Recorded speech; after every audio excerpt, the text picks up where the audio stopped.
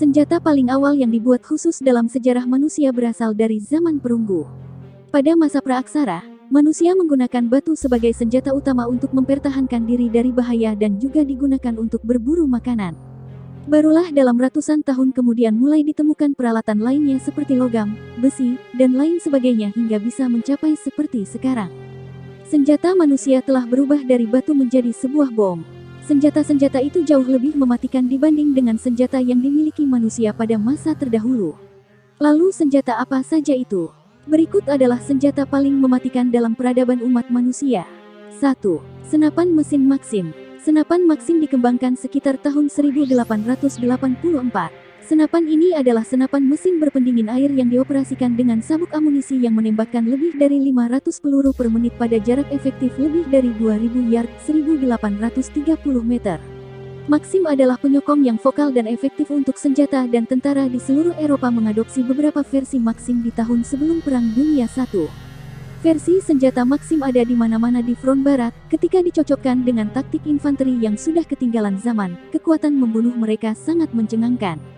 Hanya dalam satu hari dalam pertempuran Somme, Battle of Somme pertama, lebih dari 20.000 tentara Inggris tewas dalam serangan berdarah dan tidak efektif terhadap para pembela Jerman yang dipersenjatai dengan MG08, varian Maxim Jerman. 2. Senjata nuklir. Senjata nuklir adalah salah satu senjata paling mematikan dalam sejarah yang sering dibahas. Senjata nuklir telah memberikan potensi kepunahan kepada umat manusia yang mana sebelumnya hal ini hanya dimiliki oleh asteroid. Bom atom dijatuhkan di Hiroshima, Jepang, menewaskan 70.000 orang pada awalnya, dengan puluhan ribu lebih mengalami penyakit radiasi selama bulan-bulan berikutnya dan tahun. Hasil ledakan Little Boy, bom yang dijatuhkan di Hiroshima setara dengan sekitar 15 kiloton TNT, 128 RS Sarmat Rusia, disebut Satan II oleh NATO. ICBM dirancang untuk mengirimkan muatan 2000 kali lebih kuat daripada Little Boy. Insinyur Rusia mengklaim bahwa satu rudal Satan II dapat melenyapkan area seukuran Texas atau Prancis. Meskipun perjanjian pembatasan senjata secara drastis mengurangi ukuran persenjataan nuklir, diperkirakan masih ada 15.000 senjata nuklir di bumi. Lebih dari 90% senjata itu milik Amerika Serikat dan Rusia. 3. Kapal selam rudal balistik. Pada Perang Dunia I, semua kekuatan angkatan laut utama menggunakan kapal selam di armada mereka, dan Jerman dengan U-boatnya tidak diragukan lagi akan memiliki pengaruh yang sangat besar pada hasil perang.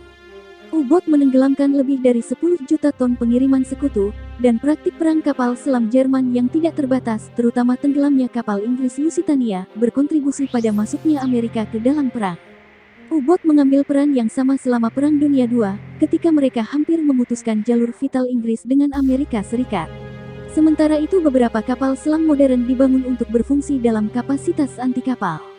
Kekuatan destruktif kapal selam serang tidak ada artinya jika dibandingkan dengan kapal selam rudal balistik. Kapal selam rudal balistik kelas Ohio AS dilengkapi untuk membawa hingga 24 rudal Trident, meskipun jumlah ini dikurangi oleh perjanjian, masing-masing rudal Mirved untuk mengirimkan sebanyak 10 hulu ledak nuklir, dan masing-masing hulu ledak dirancang untuk menghasilkan ledakan 475 kiloton.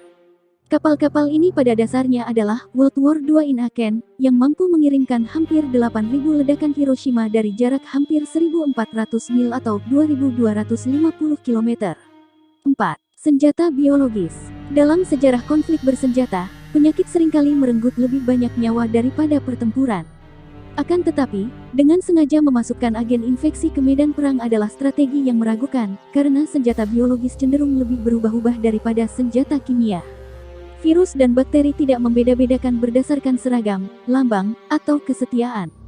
Senjata biologis dilarang di bawah Protokol Jenewa pada tahun 1925, namun Jepang menggunakan senjata biologis di China dan melakukan program eksperimen ekstensif yang menewaskan lebih dari 3.000 subjek uji manusia. Konvensi Senjata Biologi (BWC) dimaksudkan untuk membatasi pengembangan dan penimbunan agen biologis, tetapi terungkap bahwa Uni Soviet telah terlibat dalam program senjata biologis rahasia besar-besaran sejak menandatangani perjanjian tersebut pada tahun 1972. Tanpa sistem inspeksi dan penegakan yang invasif, BWC bertindak lebih sebagai pernyataan norma global mengenai senjata perang daripada sebagai larangan sebenarnya dari agen biologis. Itulah beberapa senjata mematikan dalam sejarah umat manusia. Sekiranya ratusan tahun mendatang, senjata mematikan apa lagi yang manusia bisa ciptakan?